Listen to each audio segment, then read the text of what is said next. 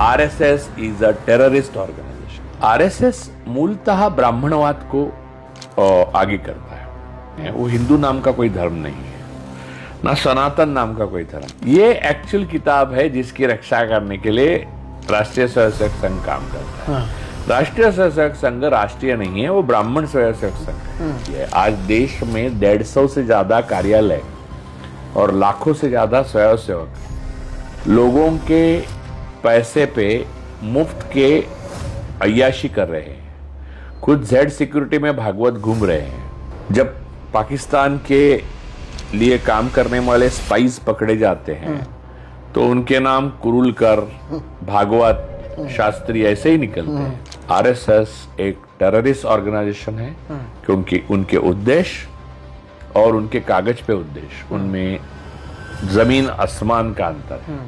गोडसे ने जो गांधी जी की हत्या की थी वो एक षड्यंत्र की शुरुआत थी। आज जिस पड़ाव पे ये देश आ चुका है और जो भारत की जनता की स्थिति हुई है और 2 क्रोनीज राज कर रहे हैं इस देश पे, ये सारी आरएसएस की देन। एक टेररिस्ट ऑर्गेनाइजेशन ने एक महान देश को एक दीमक की तरह अंदर से खोखला बना दिया है। आरएसएस का रजिस्ट्रेशन की मांग करने की प्रियंक खरगे की जो पहल है वो आरएसएस के अंत की शुरुआत है।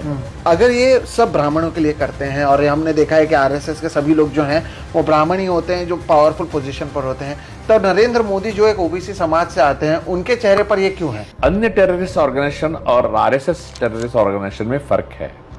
आरएसएस ज्यादा डेंजरस टेररिस्ट ऑर्गेनाइजेशन है। बैन होनी चाहिए आरएसएस पूरे दुनिया में। टेररिस्ट प्रोजेक्ट है, उसके साथ इनका गठबंधन है। ये खुद टेररिस्ट है और ये ह्यूमन क्राइम अगेंस्ट ह्यूमैनिटी में लिप्त है, इसलिए इनके कागज आपको नहीं मिलेंगे। स्वामी विवेकानंद और इनके विचारों का कोई संबंध नहीं है और बेलूर के मठ में इनको खड़ा भी नहीं करता। और इंद्रेश कुमार से लेके भागवत से लेके होसबड़े से लेके भैया जी जोशी तक सब लोगों में दुर्बल आदमी की एक दुष्टता थी जिसको सत्ता मिली मोदी को। उसके बाद उस दुष्टता को उन्होंने मुसलमानों के खिलाफ जो अंजाम दिया है उसके लिए हिंदुस्तान नहीं दुनिया के इतिहास में इनको कभी माफ नहीं किया जाएगा और एक भयंकर आतंकवादी संगठन के रूप में इनको जाना जाएगा। बात कुछ भी करे, आरएसएस का अंत निश्चित है। आतंकवादी के कागज बनते हैं, वो देते नहीं है। उनके कागज बनने चाहिए।